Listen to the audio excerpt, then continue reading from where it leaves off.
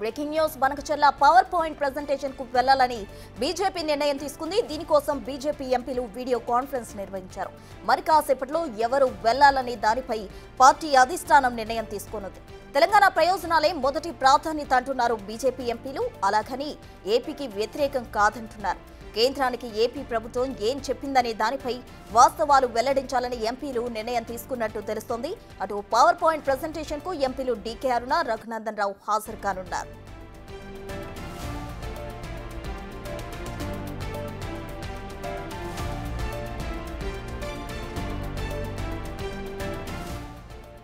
Banakacherla power point presentation కు సంబంధించి పూర్తి డీటెయిల్స్ మా ప్రతినిధి వెంకట్ అందిస్తారు. వెంకట్,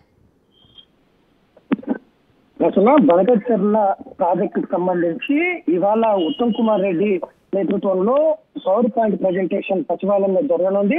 దీనికి అన్ని పార్టీలకు సంబంధించిన ఎంపీలకు ఆహ్వానం పలికింది.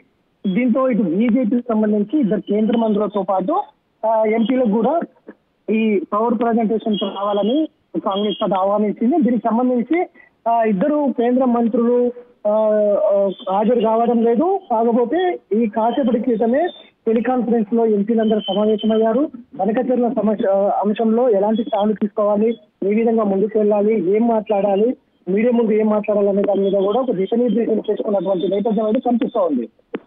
టెలికాన్ఫరెన్స్ అనంతరం సాయంత్రం జరిగే బనకచెర్ల పైన పవర్ పాయింట్ ప్రెజెంటేషన్ కి ఇటు డీకే అన్న, మహబూబ్ నగర్ ఎంపీగా కొనసాగుతున్న డీకే అన్న, అట్లనే మెదక్ ఎంపీ రఘునందన్ రావు, ఈ ఇద్దరు పవర్ పాయింట్ ప్రెజెంటేషన్ కు వెళ్తున్నారు.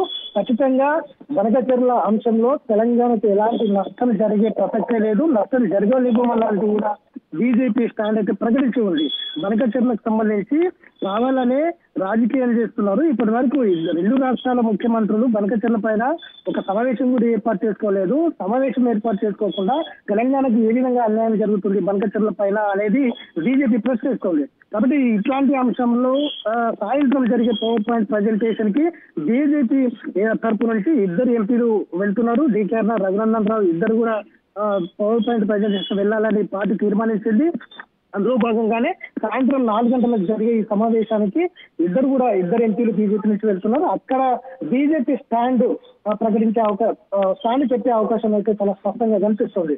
ఇప్పటి వరకు ఇటు ఉత్తమ్ కుమార్ రెడ్డి కావచ్చు, అటు ముఖ్యమంత్రి కావచ్చు, ఏపీ ఆంధ్రప్రదేశ్ తో ఇప్పటి వరకు ఎలాంటి చర్చలు జరగలేదు.